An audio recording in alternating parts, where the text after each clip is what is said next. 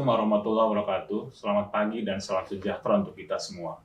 Saya ucapkan selamat datang kepada Bapak, Ibu Direksi, dan perwakilan manajemen dari perusahaan tercatat, para tamu undangan, dan seluruh peserta yang telah hadir pada kegiatan Public Expose Live 2022 pada hari ini.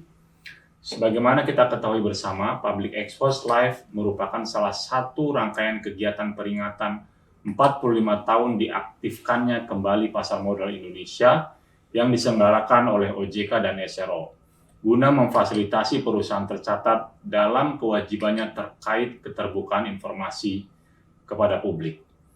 Pada hari ini, memasuki hari kedua penyelenggaraan Public Expose Live menghadirkan 12 perusahaan tercatat yang akan memaparkan kinerja perusahaan mereka masing-masing, serta menyampaikan aksi korporasi atau rencana perusahaan yang akan dilakukan ke depan dalam mempertahankan kinerjanya, sehingga kepercayaan investor untuk terus berinvestasi pada saham perusahaan dapat terjaga dengan baik. Semoga kegiatan ini dapat menjadi momen yang baik bagi seluruh pihak yang berpartisipasi.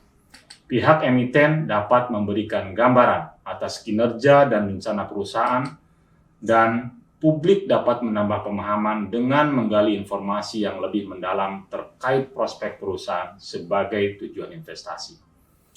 Akhir kata, saya mengucapkan selamat mengikuti kegiatan Public Expose Live pada hari ini.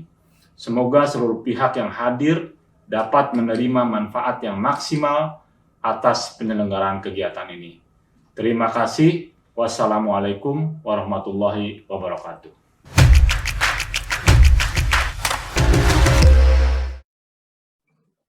Assalamualaikum warahmatullahi wabarakatuh. Selamat siang dan salam sejahtera untuk kita semua.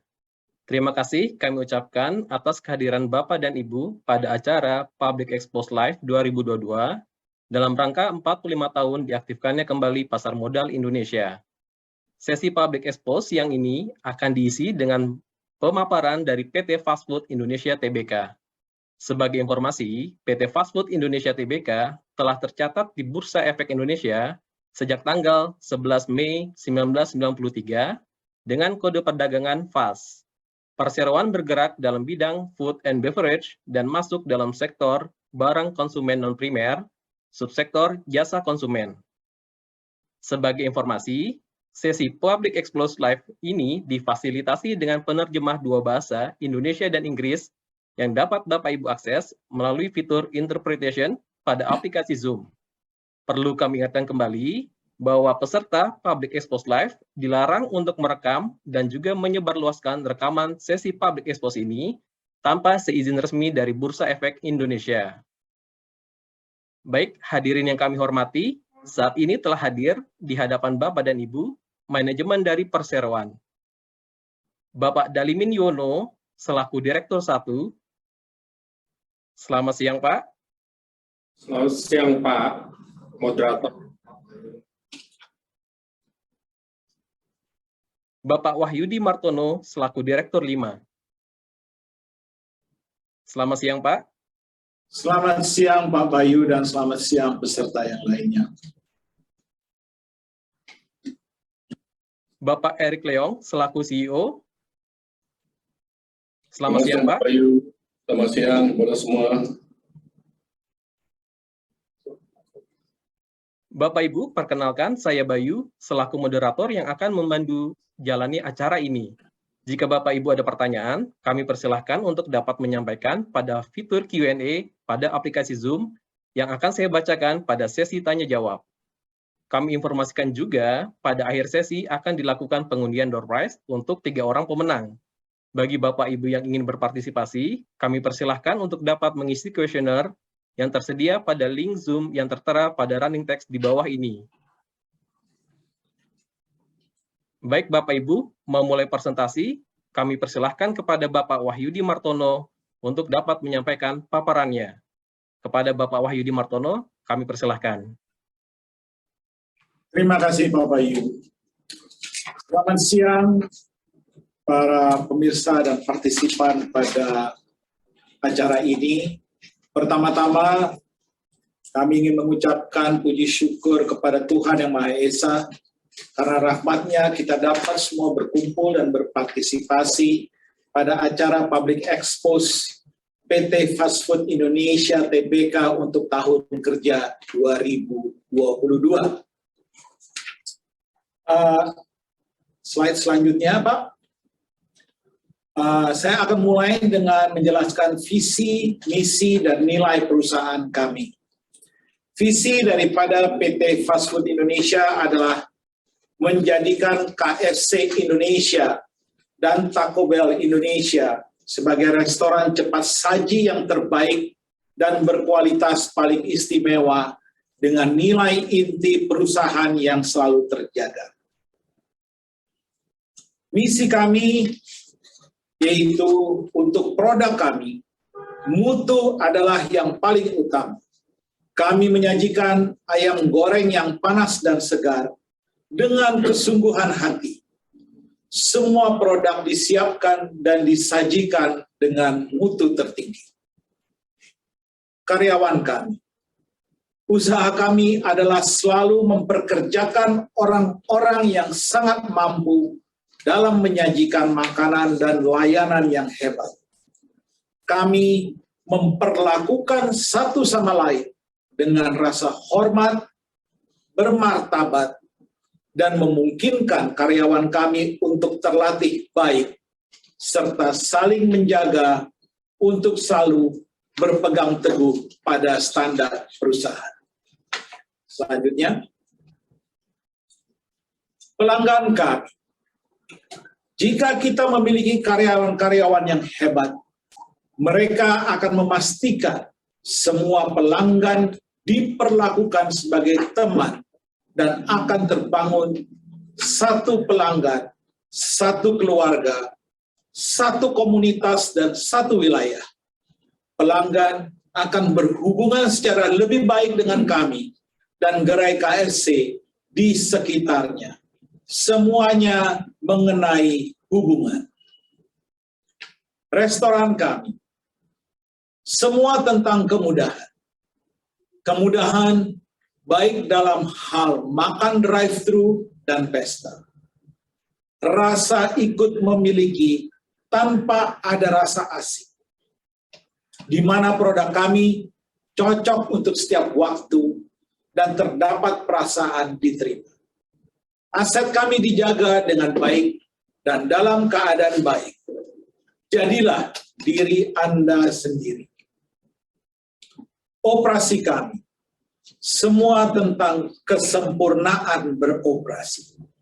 Menjadi ahli dalam hal menghasilkan produk berkualitas tinggi dengan keamanan makanan yang luar biasa, dengan memastikan bahwa 100% OE telah dijalankan. Pemegang saham kami semua bertanggung jawab kepada pemegang saham dan memiliki kewajiban untuk mewujudkan hak pemegang saham baik internal maupun eksternal. Selanjutnya, objektif kami adalah memberikan konsumen gerai termodern dengan teknologi terkini dan desain trendy yang memberikan suasana duduk yang baik dan nyaman dengan terus-menerus melakukan renovasi, menyajikan makanan berkualitas yang sesuai dengan kesukaan konsumen dengan kecepatan dan keramahan yang tak tertandingi dan melengkapi gerai dengan teknologi IT yang terkini. Next. Hubungan waralaba dan struktur kepemilikan. PT Fast Food Indonesia Tbk adalah pemegang waralaba tunggal di Indonesia untuk KFC dan Taco Bell.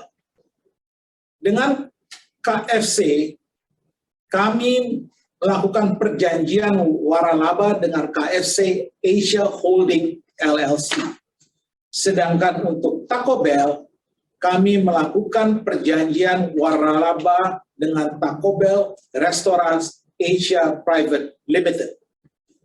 Sedangkan struktur pemegang saham adalah PT Glail Pratama yang memegang saham 39,84%, PT Indo Retail Makmur Internasional Tbk dengan besaran 35,84%, serta saham treasury sebanyak 0,08%, dan masyarakat yang memegang saham sebanyak 24,24%.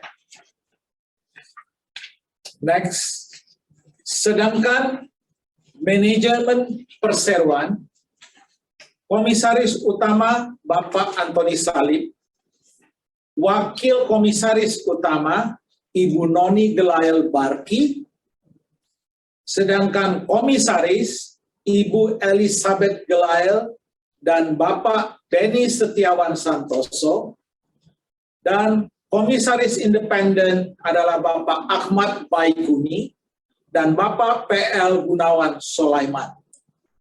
Sedangkan untuk Dewan Direksi dipimpin oleh Direktur Utama yaitu Bapak Ricardo Gelael, Wakil Direktur Utama Bapak Ferry Noviar Yosaputra, kemudian sebagai Direktur adalah Bapak Justinus Dalimin Juwono, Bapak Cahyadi Wijaya, Bapak Fabian Gelael, Bapak Adi Indrawan, dan saya sendiri Wahyudi Martono. Sedangkan untuk Direktur tidak terafiliasi adalah Bapak Omar Lutfi Anwar. Selanjutnya, struktur organisasi PT Fast Food Indonesia yang teratas adalah pemegang saham, kemudian dengan Dewan Komisaris di bawahnya, kemudian dengan direksi dan Dewan Direksi, kemudian CEO, dan di bawah CEO terdapat 5 chief, yaitu Chief Finance Officer, Chief Marketing Officer, Chief Operating Officer, Chief Information Officer, dan Chief Business Development Officer. Sedangkan para chief juga dibantu oleh General Manager pada masing-masing departemen, yaitu General Manager Finance dan Administration, General Manager Marketing, General Manager Restaurant Development, dan General Manager Operation. Kemudian ada juga General Manager HRGA dan juga General Manager for QA Fit MS. Selanjutnya, sedangkan untuk wilayah operasi sampai dengan akhir Agustus tahun 2022, kami mengoperasikan 731 gerai yang terdiri dari 2 brand, yaitu KFC sebanyak 727 gerai dan Taco Bell sebanyak 4 gerai. Untuk daerah dan wilayah operasi terbagi untuk Pulau Sumatera sebanyak 136 gerai, untuk wilayah Jawa sebesar 438 gerai, dan Bali, Nusa Tenggara Timur, dan Nusa Tenggara Barat sebanyak 36 gerai. Kemudian diikuti dengan Kalimantan sebanyak 49 gerai, Sulawesi 53 gerai, Maluku dan Papua sebanyak 19 gerai. Kami juga mengoperasikan beberapa tipe gerai, yaitu freestanding sebanyak 163 gerai, inline sebanyak 211 gerai, mall sebanyak 214 gerai, food court 33 gerai, KFC box sebanyak 109 gerai, dengan mobil catering sebanyak 1 buah. Perkembangan restoran KFC dan Taco Bell selama 10 tahun terakhir dapat kami paparkan di dalam graf yang kami sampaikan. Di tahun 2013, kami mempunyai dan mengoperasikan 466 gerai, diikuti pertumbuhan sampai dengan Agustus tahun 2022 sebesar 731 gerai restoran.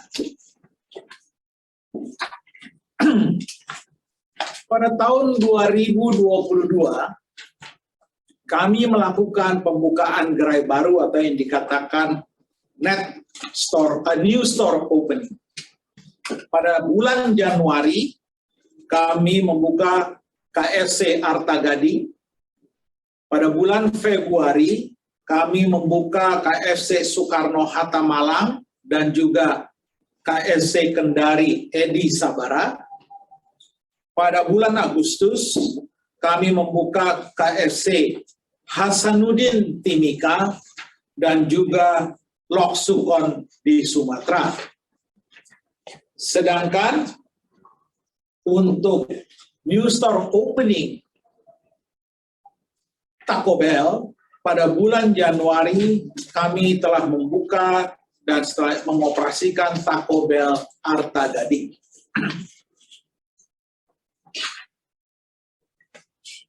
Selanjutnya, mengenai sumber daya manusia,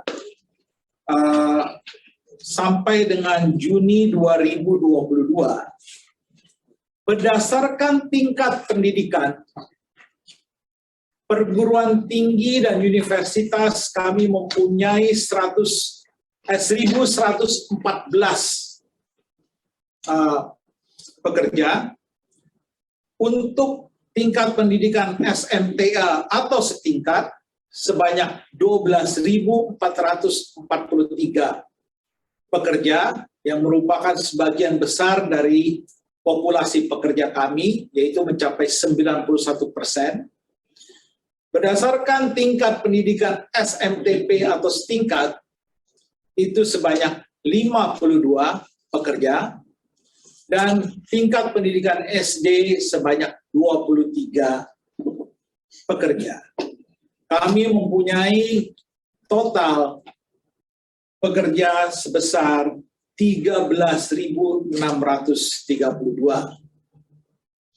Dan berdasarkan tingkat manajemen, tingkat Board of Commissaries, Board of Director, dan Manager sebanyak 122 orang, restoran manager dan supervisor sebanyak 2.193 orang, karyawan operasional sebesar 9.608 orang, karyawan kantor pusat dan kantor regional adalah 1.709 orang. Total 13.632 orang ini, kalau dibandingkan dengan jumlah karyawan kami per Juni 2021, mengalami penurunan sebesar 578 orang. Untuk ikhtisar keuangan dapat kami sampaikan hal-hal sebagai berikut. Pendapatan kami adalah sampai dengan Juni 2022 yaitu 2,868 triliun. Laba bruto kami yaitu 1,785 triliun. Cash EBITDA sebesar 323 miliar. Laba periode berjalan sesudah pajak sebesar 32,66 miliar. Sedangkan total aset kami pada akhir Juni 2022 adalah 3,5 triliun. Total liabilitas kami sebesar 2,57 triliun. Dan total ekuitas kami sebesar 978 miliar. Untuk posisi kas neto dari aktivitas perusahaan atau operasi itu sebesar 12,28 miliar. Sedangkan kas neto untuk aktivitas investasi sebesar 138,89 miliar.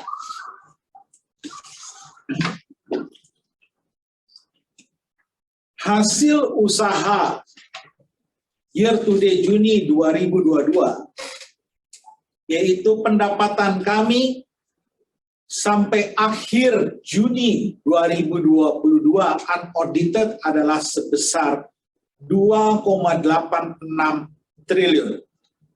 Sedangkan beban pokok penjualan sebesar 1,08 triliun atau 37,75% dari total pendapatan. Laba bruto sebesar 1,785 triliun. Kemudian laba usaha sebesar 65,48 miliar setelah dikurangi beban operasional sebesar 1,72 triliun. Pendapatan keuangan bersih yaitu 23,71 miliar, sedangkan laba sebelum pajak sebesar 41,77 miliar, laba tahun berjalan sebesar 32,66 miliar, dan total penghasilan komprehensif sebesar 59,46 miliar.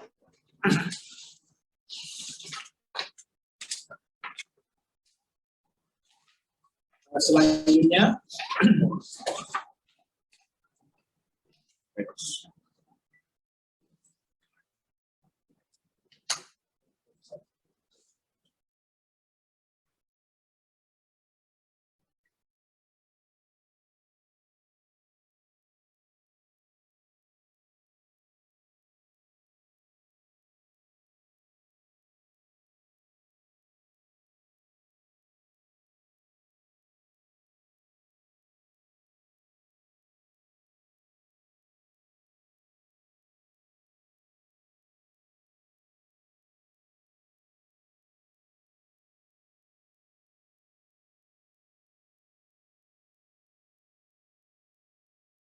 Ya, baik Bapak Ibu, mohon maaf ada kendala teknis.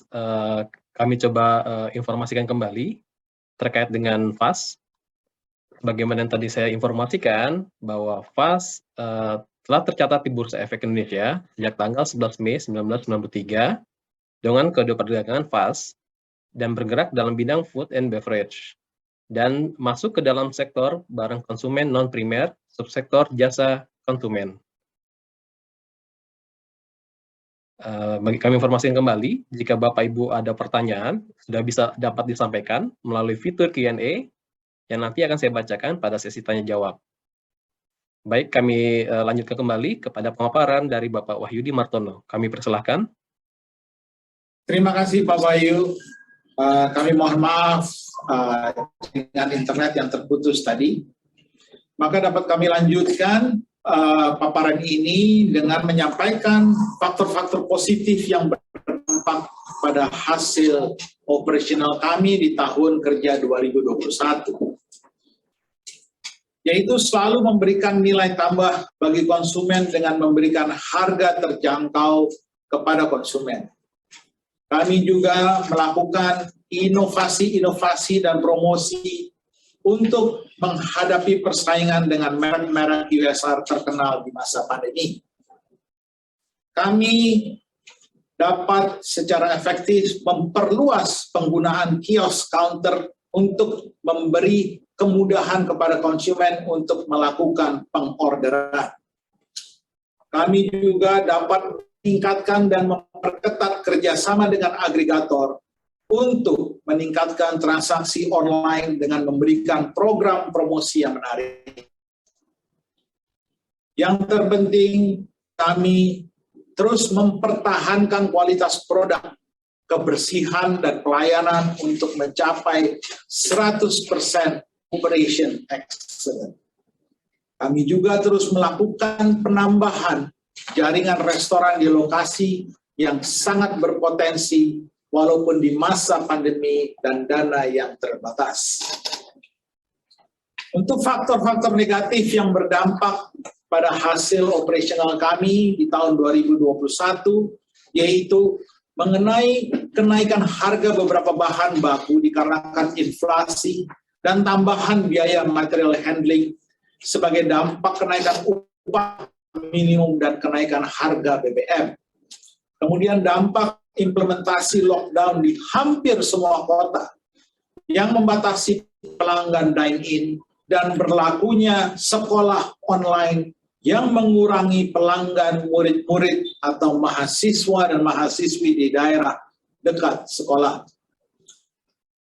Diikuti dengan banyak penutupan mal akibat berkurangnya pengunjung oleh karena PPKM yang diimplementasikan di banyak kota seluruh Indonesia. Kenaikan upah minimum secara nasional yang tidak bisa ditutupi dengan penyesuaian harga menu yang minimal. Kemudian juga adanya kenaikan kurs yang mengakibatkan kenaikan harga bahan baku yang kami impor.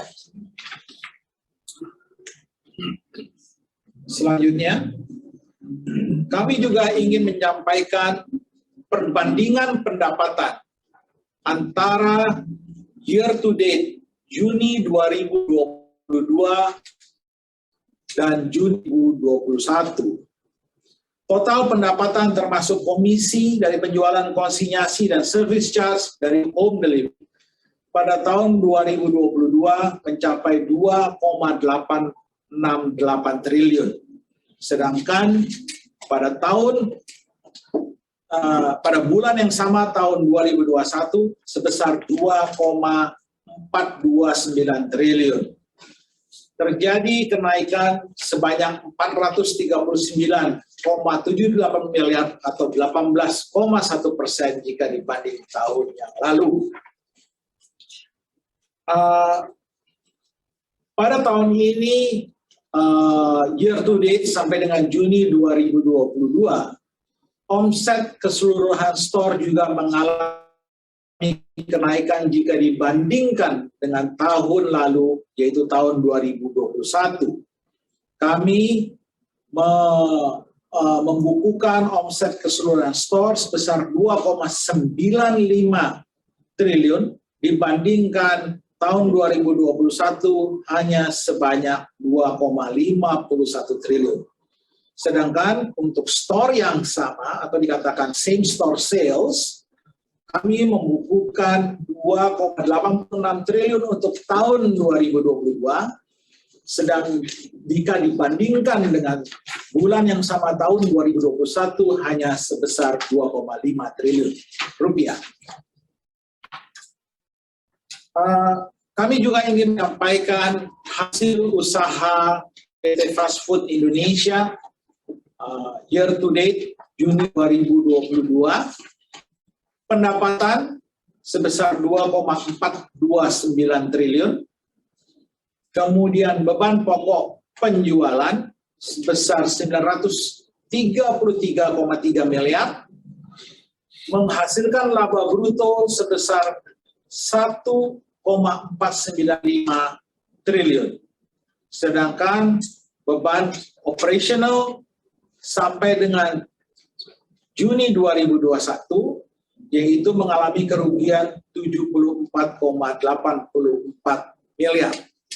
Sedangkan biaya keuangan bersih sebesar 18,75 miliar, menghasilkan rugi sebelum pajak sebesar 93,59 miliar.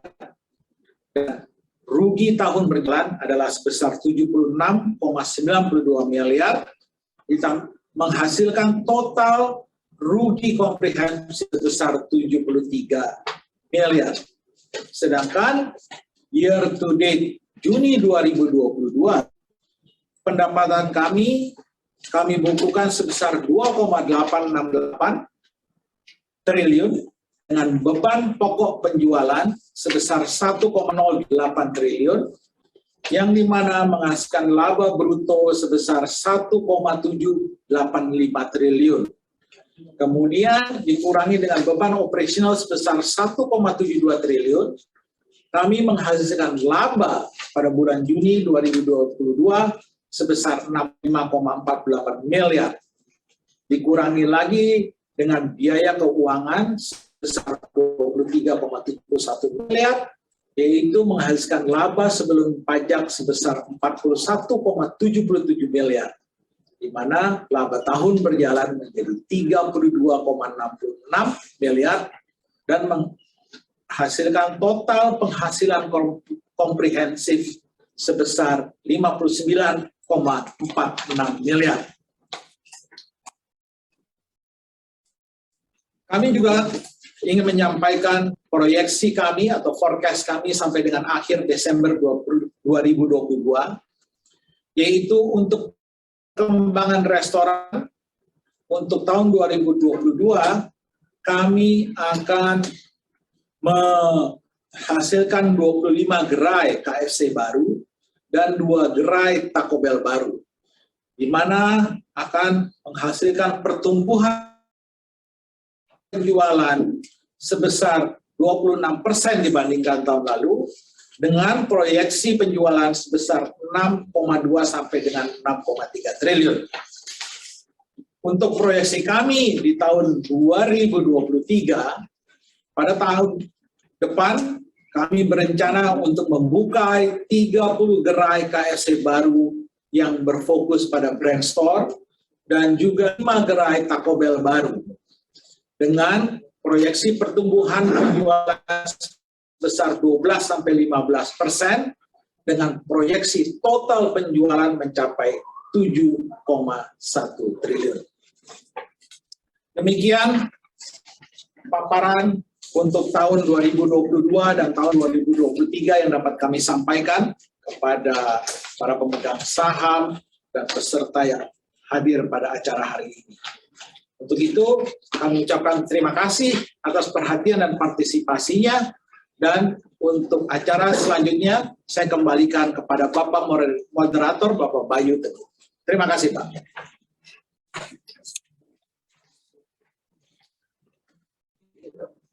Baik, terima kasih atas pemaparan yang telah disampaikan, Bapak Wahyudi. Berikutnya, kita masuk ke dalam sesi tanya-jawab. Kami telah menerima beberapa pertanyaan dari Bapak Ibu yang akan saya bacakan satu persatu dan akan langsung dijawab oleh Bapak-Bapak dari Manajemen Perseroan. Pertanyaan pertama dari Bapak Rinaldi Tama. Pertanyaannya adalah, apakah ada dampak dari naiknya harga bahan baku dan juga inflasi terhadap kinerja FAS, dan apa yang akan dilakukan manajemen untuk mengatasi dampak tersebut? Bagaimana cara FAS menjaga kualitas produk dalam kondisi tersebut? Kami persilahkan kepada Bapak-Bapak manajemen untuk menjawabnya.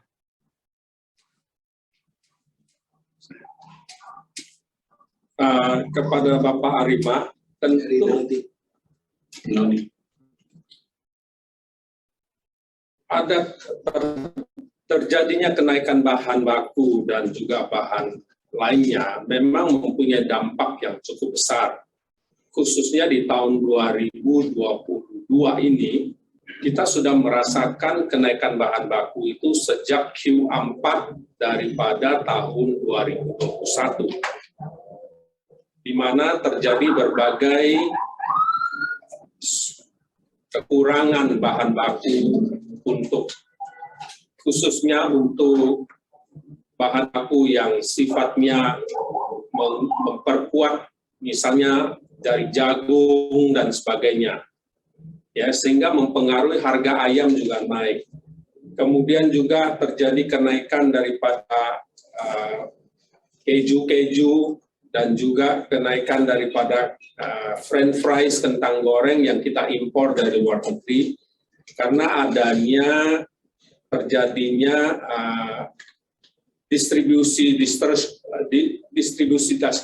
disruption dari luar negeri ke Indonesia khususnya, sehingga terjadi kenaikan dan supply-nya pun berkurang karena panennya yang terjadi kegagalan sebagainya. Nah, untuk itu kita memang kita meresponnya dengan melakukan kenaikan harga secara bertahap dengan nilai yang terukur. supaya tidak memberatkan konsumen kami. Ya, di antaranya kami pernah menaikkan harga pada waktu pertengahan bulan Maret 2022 sebesar Rp500 per unit produk. Ya, untuk menutupi naiknya kita punya cost of goods kita. Dan kita harapkan bahwa kenaikan ini tentu tidak memberatkan terlalu besar kepada konsumen, dan kita ini bisa membuktikan bahwa kenaikan transaksi terus bertumbuh ya, dengan kenaikan harga yang kami terapkan secara terukur, maka terjadilah pertumbuhan yang berkesinambungan daripada kita punya transaksi. Mungkin ada yang mau tambahkan, silakan Pak Yudi sama Pak Erik. Ya, tentunya dampak daripada inflasi ini yang kami jaga adalah dengan adanya inflasi pun kami tetap dapat menyajikan standar dan mutu yang terbaik. Hal-hal tersebut tentunya tidak bisa dengan menggantikan produk yang sudah ada. Yang kami lakukan adalah terus bekerja sama secara lebih efektif dengan para supplier kami, dengan para pemasok kami, dari pemasok ayam, pemasok bumbu, dan juga pemasok bahan baku lainnya. Kerjasama yang kami lakukan yaitu dengan pertama mendapatkan mutual agreement mengenai kenaikan harga yang harus kami hadapi bersama. Kemudian kami juga melakukan perhitungan kembali untuk mencapai suatu komitmen bersama yang dapat kami deliver dalam hal quantity dan jangka waktu. Memang ada beberapa pemasok yang kami perpanjang dalam hal ordernya, yaitu yang biasanya kami melakukan order per bulan atau per 3 bulan, kita perpanjang menjadi 6 bulan sampai dengan 1 tahun. Untuk itulah semua itu kita lakukan untuk menjaga mutu daripada makanan yang kita hasilkan. Terima kasih Pak Rinaldi. Pertanyaannya. Baik, terima kasih Bapak-Bapak. Selanjutnya untuk pertanyaan nomor 2 dari Bapak Erman Sumirat. Pertanyaannya, bagaimana strategi pembukaan gerai ke depannya? Apakah ada breakthrough untuk meminimalkan capex, capital expenditure, dan juga biaya operasional, mengingat leasing cost, renovasi, dan biaya gerai kemungkinan akan naik karena naiknya biaya properti. Apakah pembukaan gerai berkorelasi dengan naiknya pendapatan secara signifikan? Kami persilakan untuk dijawab.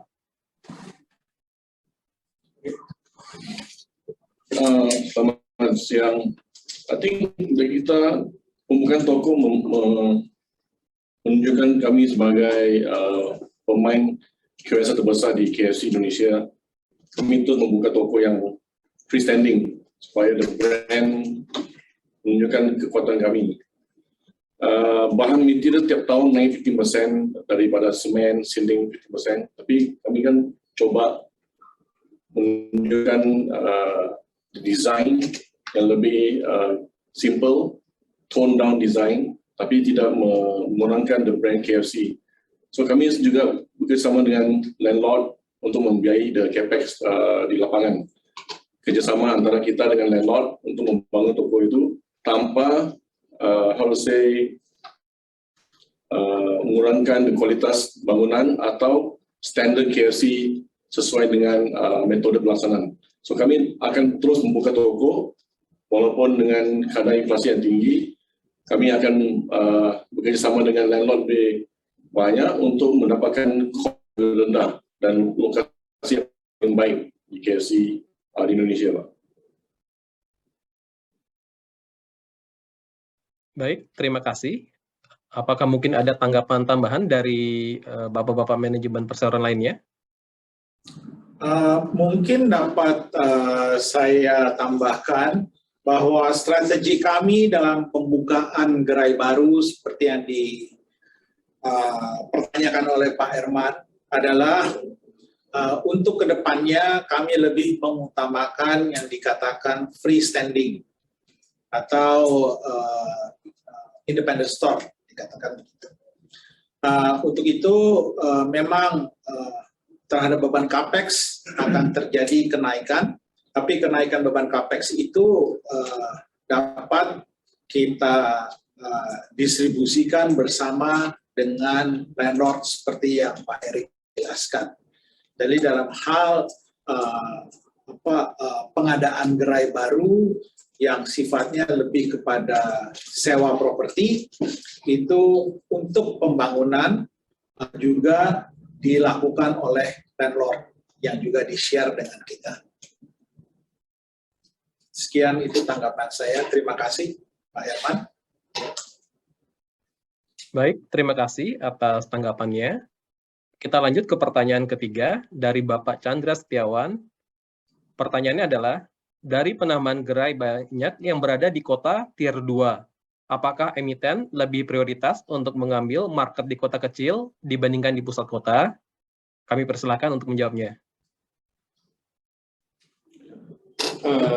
Begini Pak, memang di pemasaran pembukaan KFC di Tier 2 juga kami lakukan. Ya, karena memang KFC di Indonesia ini benar-benar menjadi kesukaan, menjadi restoran yang betul-betul disenangi oleh masyarakat Indonesia. Mengingat Indonesia adalah negara yang berkepulauan yang luas sekali, maka kita juga ada membuka restoran-restoran tersebut di Tier 2 untuk mempertajam penetrasi pasar kita untuk daerah-daerah tersebut. Contoh saja, kita seminggu yang lalu baru kita membuka di Lok Sukon, di Aceh Timur, kalau nggak salah. Ya. Kemudian kita juga barusan membuka di Timika untuk toko kedua. Dan beberapa 2 bulan yang lalu kita buka di Kendari, dan sebagainya, dan sebagainya. Sehingga kita punya KFC yang posisinya sekarang 731 bersama dengan Taco Bell, itu tersebar di lebih dari 170 kota, termasuk provinsi, kota, dan kemudian di Tier 2 seperti kabupaten-kabupaten. Ini juga menghasilkan bahkan lebih baik, ya, EBIT yang lebih bagus, ya, perputaran yang lebih bagus. Cuman masalahnya terbentur kepada distribusi daripada bahan baku dan sebagainya. Karena semuanya terjadi ada di Pulau Jawa, sehingga kami harus memindahkan banyak sekali semua bahan baku kami kita kirimkan melalui laut, ya, dan juga darat untuk ke daerah-daerah tersebut untuk perjalanan antara 30 hari sampai 45 hari. Nah, ini yang sedikit agak memberatkan. Namun demikian memberikan hasil yang cukup baik. Dibanding menjawab lagi pertanyaan sebelumnya lagi, apa yang terjadi di Tier 2 ini, sewanya lebih murah, ya, kemudian human resources cost-nya juga lebih murah, karena adanya UMP antar daerah yang berbeda-beda, maka sebetulnya juga memberikan kontribusi yang baik. Tegasnya kami akan terus juga menggarap atau memberikan perhatian terhadap perkembangan restoran-restoran KFC di Tier 2, mengingat penyebaran sudah begitu luas dan kita mau mempenetrasi lebih kuat lagi di daerah-daerah, sehingga masyarakat Indonesia seluruhnya mengenal dengan baik KFC Indonesia. Demikian Pak Bayu. Baik, terima kasih Pak atas penyampaian pendapatnya, tanggapannya. Selanjutnya untuk pertanyaan keempat dari Bapak Daniel. Pertanyaannya adalah, bagaimana perusahaan menangani kesejahteraan karyawan demi mempertahankan kualitas layanan per tiap gerainya? Lalu, bagaimanakah perusahaan meningkatkan cita rasa karena saya merasakan ada perubahan yang sangat signifikan? Terakhir, adakah tekad perusahaan untuk melakukan ekspansi ke kota terpencil berhubung infrastruktur di Indonesia mulai membaik, bahkan ada penambahan provinsi yang baru? Kami persilahkan untuk menanggapinya. Ya, Pak Bayu, kepada Pak Daniel yang bertanya, kesejahteraan karyawan kami tetap menjadi perhatian utama kami. Satu bukti yang kami lakukan adalah selama COVID 2020 dan 2021, kami berusaha untuk tidak melakukan pemutusan hubungan kerja terhadap karyawan kami. Ya, walaupun kami mengalami penurunan transaksi dan penjualan secara signifikan sekali, dan ini hanya terjadi satu sejarah yang kami alami selama 43 tahun, baru terjadi kali ini yang terjadi negatif pertumbuhan. Walaupun di tahun-tahun tersebut juga kami juga melakukan pembukaan restoran baru, toh tetap itu negatifnya masih jauh. Nah, itu satu bukti bahwa kami memberikan kesejahteraan yang baik di dalam berbagai insentif-insentif yang kami berikan sesuai dengan pedoman-pedoman yang diterapkan oleh perusahaan maupun oleh kita punya prinsipal. Selain itu juga tentu dengan demikian kita seperti tadi dipaparkan oleh Bapak Wahyudi bahwa yang utama adalah justru cita rasa itu atau mutu daripada produk ini tidak pernah kami kompromi.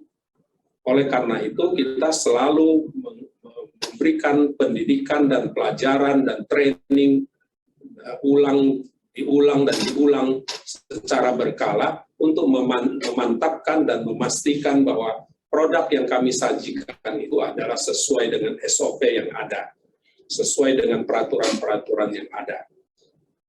Demikian kira-kira tanggung jawab kami terhadap kesejahteraan karyawan dan dikaitkan dengan cita rasa daripada produk kami yang kami lakukan.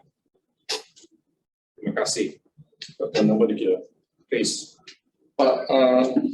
Pak Daniel, waktu PSBB, waktu kita menjalankan urus niaga yang sama kan, transaksi turun, malah kami di KFC menjalankan banyak latihan, cross training terhadap semua karyawan, supaya mereka rasa perkara ini bukan hanya melemahkan the moral, tapi membantu dia menyiapkan diri untuk ke depan when COVID sudah buka kembali.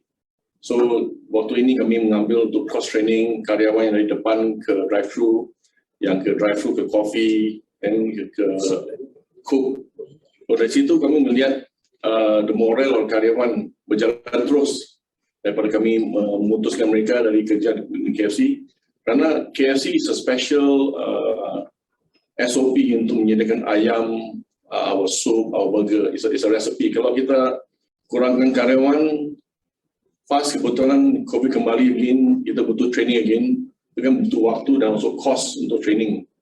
So kami memastikan waktu downtime, kami membuat training and then pastikan setiap karyawan dilatih untuk mempersiapkan diri untuk pembukaan COVID again. Dan saya mau just lanjut ekspansi tadi yang Pak Daniel tanya dengan Pak Chandra. Yes, kami sudah masuk ke tier 2 sebagai tes kepada 170 kota. I think mereka welcome KFC to kota kecil-kecil karena itulah mereka punya wish to eat in KFC. Karena kita adalah satu perusahaan yang we think international but we act local a lot and we provide nasi kepada mereka kan. So kita will continue to expand ke tier 2 dengan store yang lebih like freestanding to show that, karena kota yang kecil lebih senang makan bareng ya. Family dengan family weekend, dengan teman habis kerja atau habis sekolah, they like to go to KFC. Dan KFC juga kekuatan di music.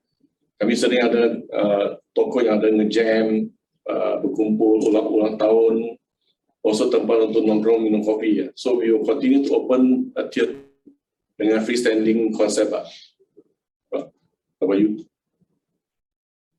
Baik, terima kasih atas tanggapannya. Terakhir kita lanjut ke pertanyaan terakhir dari Bapak Evan Antonio. Pertanyaannya adalah, berapa besar persentase kontribusi gerai dari Taco Bell terhadap pendapatan PT Fast Food Indonesia? Dan pertanyaan keduanya adalah, KFC terkenal dengan penjualan produk makanan yang memberikan produk merchandise seperti CD musik. Seberapa pentingkah bagi perusahaan bentuk penjualan hal tersebut, dan mengapa tetap mempertahankan produk CD musik di tengah maraknya platform musik digital berbasis aplikasi? Kami persilahkan untuk menjawabnya. Pak Evan, perkembangan Taco Bell belum besar sih terhadap total pertumbuhan kami. Tetapi brand ini penting untuk kita bawa untuk jangka panjang. Ya, karena Taco Bell ini produk yang sedikit berbeda dibandingkan dengan Kentucky, KFC. Ya, oleh karena itu, mengingat juga Taco Bell ini menjadi satu umbrella dengan induknya, yaitu Yum Internasional yang memiliki brand ini. Oleh karena itu, dengan bergabungnya KFC dan Taco Bell, maka kita juga lebih gampang untuk bersatu dengan Yum yang menjadi induk kami, yaitu prinsipal kami. Persentasenya belum banyak, ya itu kira-kira hanya kurang dari 5%, Pak. Ya, kurang dari 5%. Ya, kita harapkan akan terus bertumbuh karena kita akan menambah lagi toko-toko dan yang akan datang sampai akhir tahun ini kita akan menambah lagi 2 atau 3 toko ke depan. Kemudian tahun 2023 kita akan menambah 4 atau 5 gerai lagi. Dengan demikian tentu ini memerlukan waktu untuk bertumbuh. Tetapi tentu pertumbuhan Taco Bell tidak akan sama dengan pertumbuhan kecepatannya dengan Kentucky. Mengingat Taco Bell ini satu bentuk makanan yang berbeda. Dia lebih kepada casual dining, kemudian juga produk-produknya sungguh berbeda dengan produk ayam yang dengan nasi dan sambal yang khasnya Kentucky. Nah, kemudian saya menanggapi mengenai penjualan CD yang terjadi di gerai-gerai KFC. Nah, sebetulnya ini KFC ini mempunyai tema yaitu musik dan sport. Oleh karena itu, kita tetap akan memperkuat KFC ini, di dalamnya ada yang menyangkut sport, maupun musik, maupun lainnya yang bersifat dengan entertainment bersamaan dengan kehadiran KFC di dining kita. Ya, oleh karena itu, kita tetap menggarap kemungkinan-kemungkinannya. Dan digital music juga akan kita masuki. Tentu nanti ke depan mungkin CD-nya akan berkurang, tetapi digitalnya akan bertumbuh kencang nantinya. Itulah sebetulnya kekuatan kita ada di sana. Ya, kekuatan lainnya yaitu kita juga selalu bersamaan dengan ulang tahun daripada anak-anak.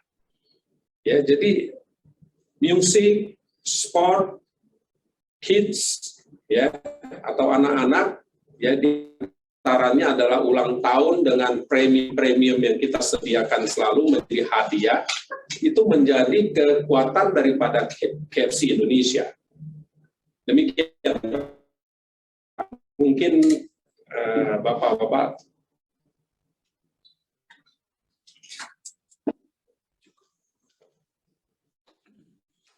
Baik, terima kasih atas tanggapannya. Bapak Ibu yang kami hormati, sehubungan dengan keterbatasan waktu, maka sesi tanya jawab akan kami tutup. Dan dengan telah selesainya sesi tanya jawab ini, maka tibalah kita di penghujung acara Public Expose yang ini. Kami akan kembali pada akhir sesi akan dilakukan pengundian door prize untuk 3 orang pemenang. Bagi Bapak Ibu yang ingin berpartisipasi, kami persilahkan untuk mengisi kuesioner yang tersedia pada link yang tertera pada running text di bawah ini. Sebelum kami tutup sesi siang ini, kami persilahkan kepada Bapak Wahyudi Martono untuk dapat menyampaikan closing statement-nya. Kepada Bapak Wahyudi Martono, kami persilahkan. Terima kasih Pak Bayu. Ya, pada hari ini kami telah mengadakan public expose perusahaan PT Fast Food Indonesia Tbk yang diselenggarakan secara live melalui kanal Zoom webinar. Kami ingin mengucapkan terima kasih kepada para peserta dan juga pemegang saham dan juga para peserta yang mempunyai interest untuk mengikuti perkembangan dari perusahaan kami. Atas partisipasinya kami ucapkan terima kasih. Dan juga kami ingin mengucapkan terima kasih kepada PT KSEI yang telah menyelenggarakan live Zoom webinar ini. Terima kasih.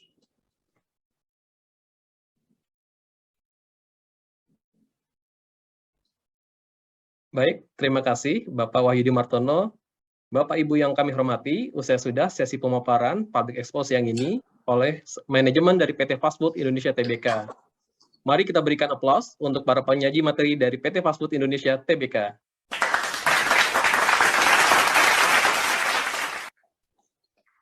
Sebagai informasi, tayangan public expose ini juga dapat ditonton ulang di kanal YouTube Indonesia Stock Exchange. Atas nama penyelenggara, kami mengucapkan terima kasih kepada manajemen PT Fast Food Indonesia Tbk dan kepada seluruh peserta yang hadir. Dengan ini, public expose yang ini izin saya tutup dengan sebuah pantun. Bunga mawar, bunga selasi, warnanya cerah tiada duanya. Cukup sekian dan terima kasih. Sampai jumpa pada sesi public expose live selanjutnya. Maju terus pasar modal Indonesia.